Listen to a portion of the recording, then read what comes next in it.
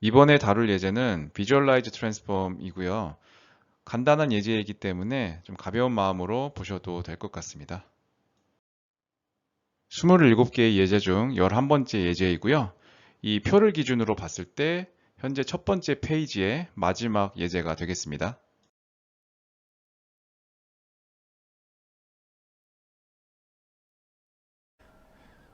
자, 예제를 실행을 시켜 볼 건데요. 이 Visualize Transform 예제는 쉽게 얘기해서 트랜스폼을 시각화를 해주는 겁니다. 이 트랜스폼이라고 하는 것은 3차원 공간에 어떤 임의의 강체가 있을 때 그 강체나 어떤 지점이 원점으로부터 얼마만큼 떨어져 있고 이동 변환이죠. 그리고 그 원점에 있는 기준 좌표기로부터 얼마만큼 회전을 해 있는지를 나타내는 그 변환에 대한 값이 되겠죠. 일단 실행을 해볼게요. 자, example 폴더에서 python 띄우고 transforms.py 해서 실행을 하게 되면 자, 이런 식으로 환경이 이제 두 개가 뜨게 되고요. 각각의 환경에 이제 보시면 캐비넷이 떠 있어요.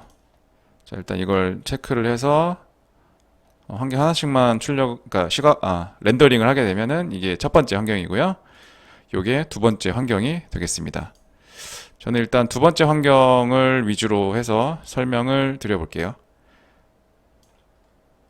자, 이게 캐비넷 객체인데 보시면 여기 이제 노랗게 원형으로 표시가 된 그리드 원형으로 표시가 된 지점이 하나, 둘, 셋, 네 개가 있죠. 다 아시겠지만 요 점들은 이 캐비넷의 그 손잡이 부분에 대한 포인트가 되겠습니다.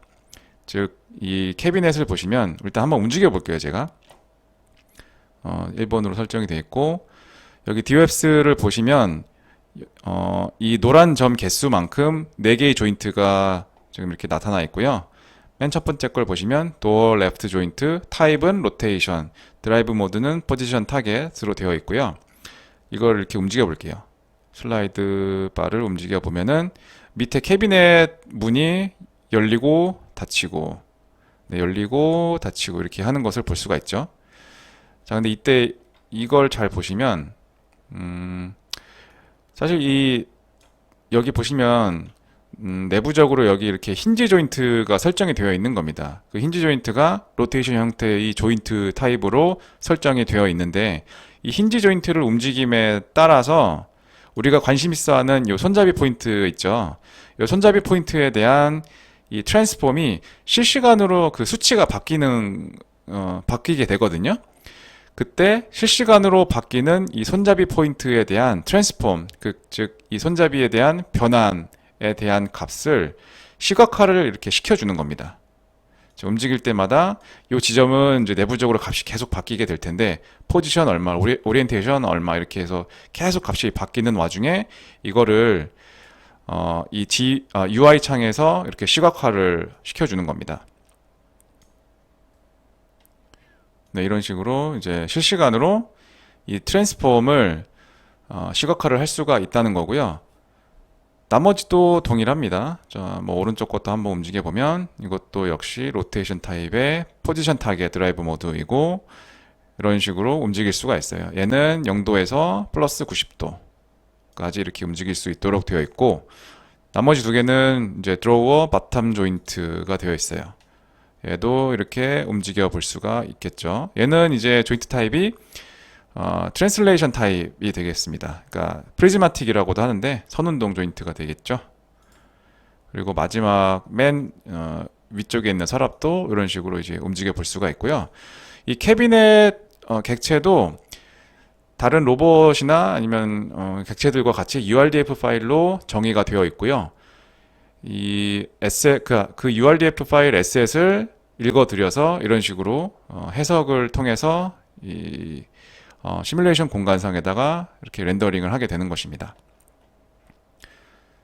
자, 이제 보시면 이런 식으로 시뮬레이션 와중에 어떤 임의의 점, 우리가 관심 있어 하는 점이 있을 거잖아요. 뭐 로봇의 특정 조인트가 된다든지 그러한 임의의 관심 있는 지점에 대한 트랜스폼을 이런 식으로 시각화를 시켜주는 데 있어서 굉장히 편리한 API를 제공하게 되는데요. 예를 들어서 이 첫 번째 조인트에 대한 트랜스폼 변수가 있다고 할게요. 그러면은 그 트랜스폼 변수 안에는 이제 포지션 값이 들어가 있고, 그리고 오리엔테이션을 나타내는 쿼터니언 값이 들어가 있을 거예요. 포지션 값은 3000 벡터 vec3 클래스로 이루어져 있을 거고요. 근데 그 값을 그냥 어떤 이 유틸리티 함수가 있는데 거기에다가 그냥 통째로 집어 넣어주기만 해도 이런 식으로 시각화가 되도록 이제 나오거든요. 사실 지금 제작하고 있는 것들이 다 기본 편이기 때문에 따로 뭐 코드를 여기서는 안 볼게요. 이제 뭐 시각화가 있는 예제 같은 경우에는 코드를 되도록이면 이제 기본 편에서는 안 보려고 하고 있기 때문에, 하지만 이제 코드 자체는 뭐 어려울 것도 없고요. 이제 중요한 것은 이런 식으로 트랜스폼을 아주 편리하게 손쉽게 시각화를 시켜줄 수 있는 그런 API를 아이작짐에서 제공을 해준다. 네, 이것만 알아두시면 되겠습니다. 이번 예제에서는요. 그리고 이런 시각화 툴 같은 경우에는 보통 우리가 개발을 하거나 아니면 나중에 이제 학습을 시킬 거잖아요. 그 학습을 시키는 과정에서 우리가 눈으로 이제 그 변화가 어떻게 이루어지고 있는지 그런 것들을 좀 보고 싶을 때가 있어요. 그때 네, 디버깅 용도로 많이 사용을 하시게 될 겁니다. 사실 저도 이런 식으로 이제 로컬 좌표계가 어떻게 중간중간 변화하는지에 대해서 좀 이제 시각적으로 보고 싶을 때가 있어요. 그걸 파악해야지 뭐 코드에 어떤 오류가 있는지 뭐 이런 것들도 파악하기가 좋기 때문에 그런 경우에 있어서 굉장히 유용한 함수가 되겠습니다.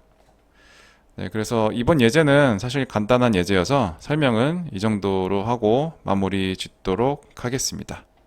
이렇게 해서 비주얼라이즈 트랜스폼스 예제에 대해서 간단하게 알아보았고요.